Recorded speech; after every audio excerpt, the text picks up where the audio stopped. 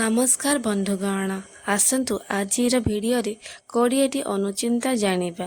ପ୍ରଥମଟି ହେଉଛି, ଯେଉଁ ଘରେ ଝାଡ଼ୁକୁ ଗୋଡ଼ରେ ମାରିଥାନ୍ତି ସେହି ଘରେ କେବେ ହେଲେ ମା ଲକ୍ଷ୍ମୀ ରହିନଥାନ୍ତି। ସେହି ଘରେ ସର୍ବଦା ଦୁଃଖ ଦୁର୍ଦ୍ଦଶା ଲାଗି ରହିଥାଏ। କୁହାଯାଏ ଝାଡ଼ୁରେ ମା ଲକ୍ଷ୍ମୀ ସ୍ୱୟଂ ବାସ କରିଥାନ୍ତି। 2. ରବିବାର ଦିନ କାହାକୁ ନ କହି ଭଗବାନ କାଳଭୈରବଙ୍କ ବାହନ କଳା କୁକୁରକୁ ରୁଟି ଓ ଗୁଡ଼ ଖାଇବାକୁ ଦିଅନ୍ତୁ। 3. ଯଦି ଆପଣଙ୍କ ଘରେ ସ୍ତ୍ରୀମାନଙ୍କର ଏପରି ଅଭ୍ୟାସ ରହିଥାଏ ରାତିରେ ଅଇଁଠା ବାସନ ରଖି ଶୋଇବାର, ତାହେଲେ ଆଜି ହିଁ ସେହି ଅଭ୍ୟାସକୁ ଦୂରେଇ ଦିଅନ୍ତୁ।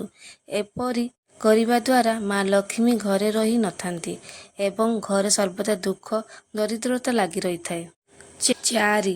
ଯିଏ ଶନିବାର ହେଲେ ଅସହାୟ ଲୋକଙ୍କୁ କିଛି ଦାନ ଧର୍ମ ଦକ୍ଷିଣା ଦେଇଥାଏ, ଶନି ପୀଡ଼ାରୁ ମୁକ୍ତି ମିଳିଥାଏ। 5. ଝିଟିପିଟି ମସ୍ତକରେ ପଡ଼ିଲେ ରାଜ୍ୟ ଲାଭ ହୁଏ। ପିଠିରେ ପଡ଼ିଲେ ଐଶ୍ୱର୍ଯ୍ୟ ଲାଭ ହୁଏ। ଦକ୍ଷିଣ ହାତ ଏବଂ ଗୋଡ଼ରେ ପଡ଼ିଲେ ଅନେକ ଶୁଭ ହୁଏ, କିନ୍ତୁ ବାମ ହାତ କିମ୍ବା ଗୋଡ଼ରେ ପଡ଼ିଲେ ଅଶୁଭ ହୁଏ। ଝିଟିପିଟି ଛାତିରେ ପଡ଼ିଲେ ମୃତ୍ୟୁ ଭଳି ଦଣ୍ଡ ମିଳିଥାଏ। 6. ରାତିରେ ଶୋଇବା ସମୟରେ ଆପଣଙ୍କ ଶରୀରର କୌଣସି ଅଙ୍ଗକୁ ଆଇନାରେ ଦେଖନ୍ତୁ ନାହିଁ। 7. ବାସନ ମାଜିବା ବେଳେ ବାସନ ଶବ୍ଦ କମ୍ ହେବା ଆବଶ୍ୟକ ଏବଂ ନାରୀମାନଙ୍କ ହାତର ପିନ୍ଧିଥିବା ଚୁଡ଼ିର ଶବ୍ଦ ମଧ୍ୟ କମ୍ ହେବା ଆବଶ୍ୟକ।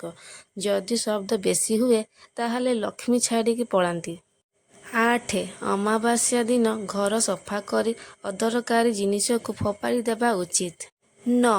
ଗୋଟିଏ ହାତ ଉଠାଇ ଭଗବାନ ହୁଅନ୍ତୁ କିମ୍ବା ମଣିଷ କାହାରିକୁ ନମସ୍କାର କରିବା ଉଚିତ ନୁହେଁ। 10. ଘର ବନେଇବା ବେଳେ ଚେଷ୍ଟା କରନ୍ତୁ ଘରର କବାଟ ସବୁବେଳେ ବାମ ପାର୍ଶ୍ୱକୁ ଖୋଲିବା ଆବଶ୍ୟକ। 11. ମନ୍ଦିରରେ ଥିବା ଦେବତାଙ୍କୁ ପୂର୍ବମୁଖା ଏବଂ ଘରେ ଥିବା ଦେବତାଙ୍କୁ ପଶ୍ଚିମ ମୁଖା କରି ସ୍ଥାପନ କରିବା ଉଚିତ। 12. ଦାନ କଲେ ପଇସା ଯାଏ ଲକ୍ଷ୍ମୀ ନୁହେଁ, ସେଥିପାଇଁ ଦାନ କରିବା ଉଚିତ। 13. ବାମ ହସ୍ତରେ ସୁନା ପିନ୍ଧିବା ଉଚିତ। 14. ଯଦି କେହି ଦଣ୍ଡବତ ପ୍ରଣାମ କରୁଛନ୍ତି ତାଙ୍କ ଆଗରେ ଅତିକ୍ରମ କରନ୍ତୁ ନାହିଁ। 15. ଘରେ ପୂଜା ସମୟରେ କେବେ ବି ଜଳୁଥିବା ଦୀପ ଓ କଳସ ଏକାଠି ରଖନ୍ତୁ ନାହିଁ। 16. ମହୁ ଫେଣା ଘରେ କିମ୍ବା ବାଡ଼ିରେ ରହିଲେ ଶୁଭ। 17. ପୂଜାରେ ତମ୍ବା ବାସନ ବ୍ୟବହାର କଲେ ଶୁଭ ଫଳ ମିଳିଥାଏ ଏବଂ ସୂର୍ଯ୍ୟଙ୍କୁ ପାଣି ଦେବା ବେଳେ ଆଙ୍ଗୁଠିରେ ତମ୍ବା ମୁଦି ଥିଲେ ଶୁଭ ଫଳ ମିଳିଥାଏ। 18.